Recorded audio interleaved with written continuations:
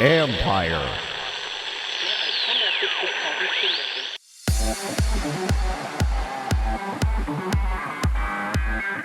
AI is taking real form in broadcast technology. A game engine is something that anyone can basically download, and there's licenses that start at very low. So you're going to start seeing a lot of professionals that come from the game industry that suddenly transition into this broadcast television environment, and also movies. And there's going to be more and more of all of that. That's Rafael Pajes, CEO of Volograms, which allows realistic renderings to come to life. This is the Future Sport Podcast. I'm Bram Weinstein.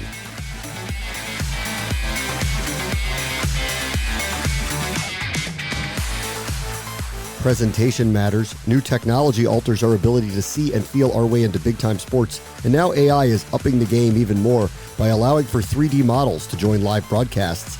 It's the brainchild of Volograms, which believes we've only scratched the surface of taking the real world virtual.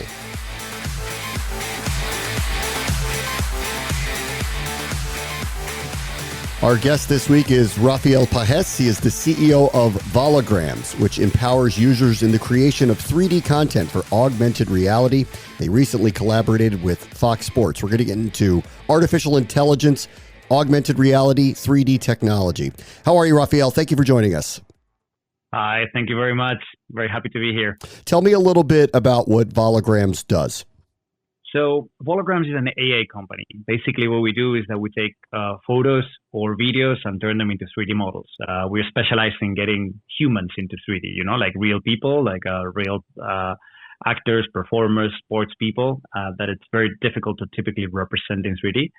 So we take a photo of a person and then turn it into what we call a volumetric hologram, which is actually where the name of the company comes from. The key thing is that we do it with AI, so we only need like one single photo. So we don't need the typical massive capture setup or anything like this. Okay, so tell me a little bit about a collaboration with Fox Sports. What were they looking to achieve by using these models? Yeah, so Fox Sports have made like a relatively big investment in their new studio setups, right? So they use the virtual production with the big LED walls as they use in the movies and things like that. And they also have this flying virtual elements, almost like augmented reality, but in the studio, right? So they would put there like the outline of a player, in this case an NFL player, or they would put there like score, stats, things like this. But typically, all of them are 3D elements. However, from the players, what they only have is like a 2D photo of them. Yeah. So they will have like a flat cutout, as if it was like a cardboard cutout, just standing there in the middle of the studio. So they normally have to be very careful with moving the camera so it doesn't break the illusion or anything like this. With our technology, we were able to take the images that they already had and turn them into 3D models. So they can put them, let's say, in harmony with all the other 3D elements in the space. So if they change some dramatic effect or anything like that, then it reacts as any other 3D element. And the key thing is that we can do it from the photos that they already have. So we're trying to work with them and with other televisions, like, for instance, the RT, which is the Irish TV, the national TV, into a pipeline of a way to going from a normal image into a full 3D model that it's really usable in the studio, in the stage. It's really interesting you bring up all the other elements to make this work, which is lighting, camera technology, all of the studio space that needs to be equipped for this. As you work with companies, whether it's Fox Sports or others, how difficult is it to make the environment right technologically so that they get the effect that they're looking for with what you've created? I think we're seeing right now like a very big transitioning towards how television is done. Everything was done in the past with very broadcast specific software. Things like very high end cameras and a lot of technicians. And we're when we add all these kind of visual elements and things like that, we're starting to move towards more what a game engine is. Most of the studios now run on Unreal Engine, which is what it's used for creating video games. But it's similar to what happens with the movies. Like a lot of movies right now and the LED screens are managed with game engines like Unreal Engine. So I think there's a transition from a very specific type of software and hardware that is used in the broadcast space to now more like similar to what you would be using in real-time rendering scenarios in games and stuff like that. So I think it's making it a lot more accessible, a lot easier to get into the space. But at the same time, it's a challenge, let's say, for the professionals who have to now learn, let's say, a new language, new tools, and new things to be used. So I think that this transition is going to bring a lot of opportunities. And for people like us, we typically would optimize our assets and optimize our 3D models that we create for the game engines. It's perfect. Is this, as you know, in all these media environments, very fractured right now, and so budgets come into play consistently. Is this an affordable future for television, film, et cetera, to transition to the types of hardware that you're talking about? I would say so, yeah. I think that a game engine is something that anyone can basically download, and there's licenses that start at very low.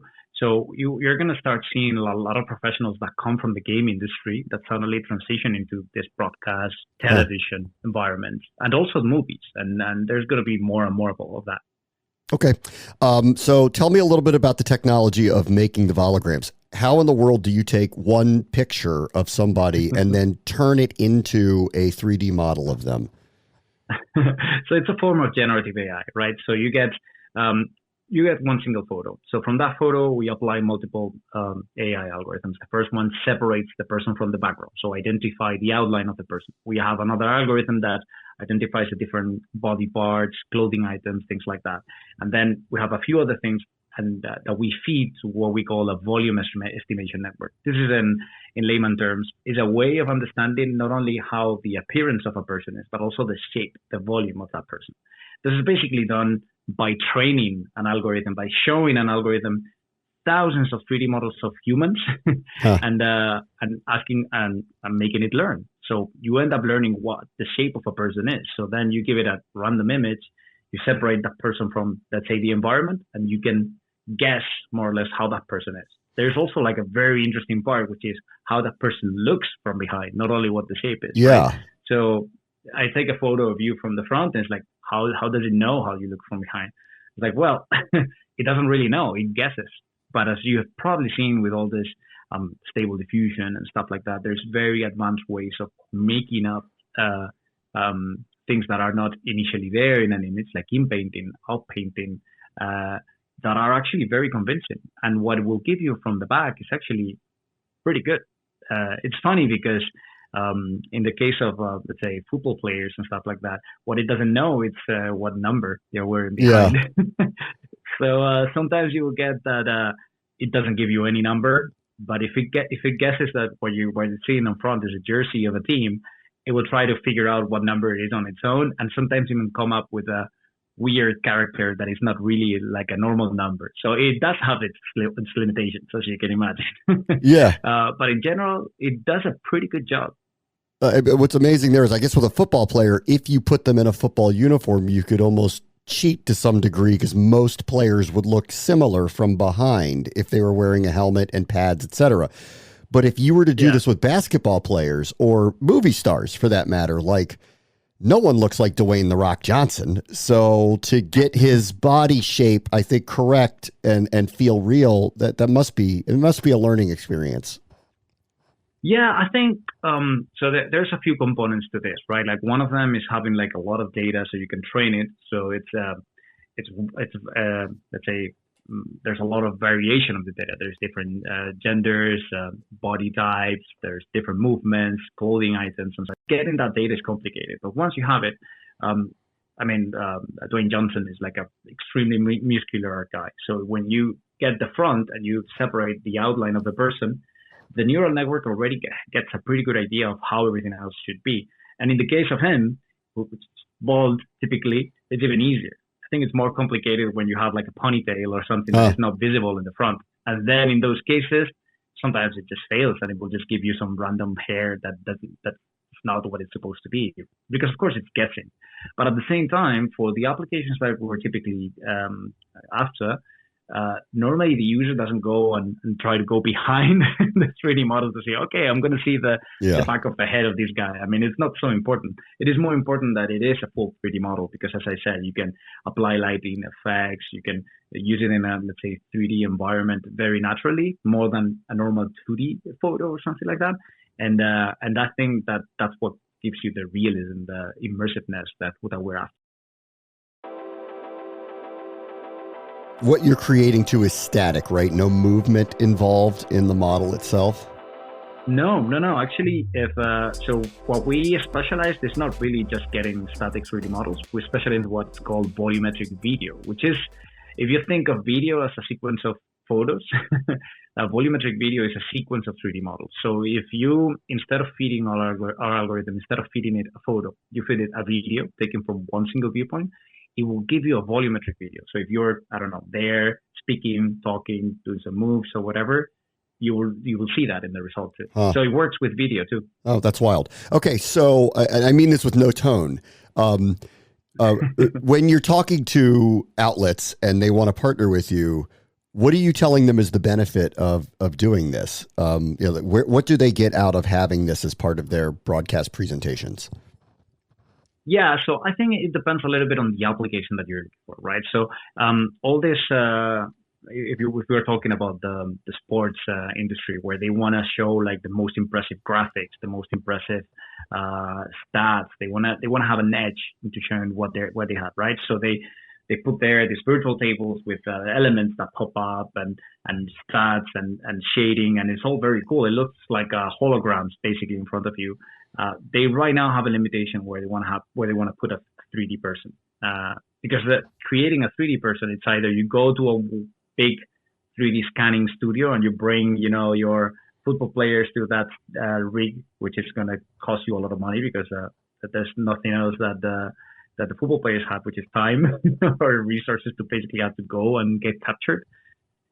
Or you get some artists, to get a 3D model, like a kind of avatarish look of, and we've seen that being done in the Super Bowl back in the day, with some players, and it almost looks like a video game at the end of the day. What you want to have is a photorealistic version of that player, and you want to have a fast and easy way of creating that asset. So what we're trying to give them is, look, you have already been playing, you're already putting like 2D cutouts in your studio, which is okay, but it's not great. You are already creating this, let's say, avatars of football players or cartoons in some cases, because that's what you can do. What we're enabling you is to basically get a photorealistic version of this football player or the sports person without the need of having to go and capture them in 3D or anything like that, just with the assets that you currently have. And that streamlines the process quite significantly. It's interesting that you pointed out gaming. So obviously everybody is trying to connect with the younger generation. The younger generation plays more video games. The video games, to your point, are vastly superior in what they produce for the visual experience than traditional television ever really could. And they have some advantages there, but they've been able to do that. Have you given thought to what the future of television looks like? Because it sounds like we're all going to be living in Fortnite very, very soon. Well, I kind of think that probably we will be living in Fortnite. No, I'm joking, but I think that it's not only like the whole gaming experience. In my opinion, is how you create this content. I think that the game developers or the tools to develop games have gone very far and very fast, and they are now more accessible than what they used to be. Now they all have free options that anyone can get started, and they are so powerful now that it makes sense for them to replace more traditional, let's say, VFX environments, and in some cases like broadcast environments where real time and was not such a big deal. I think that I don't think we necessarily are going to be living in Fortnite, but what I think is that probably the technology that is running Fortnite is just going to be running also the graphics on your TV, and that's what I mean with all these game engines like Unreal and Unity. We're going to see more and more of these tools getting into unexpected places like a broadcast studio.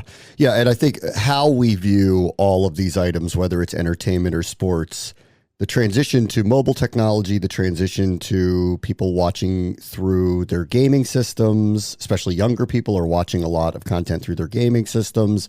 I think that seems to matter here too. And what the broadcast operators are sensing this, right? That they better transition over to those spaces.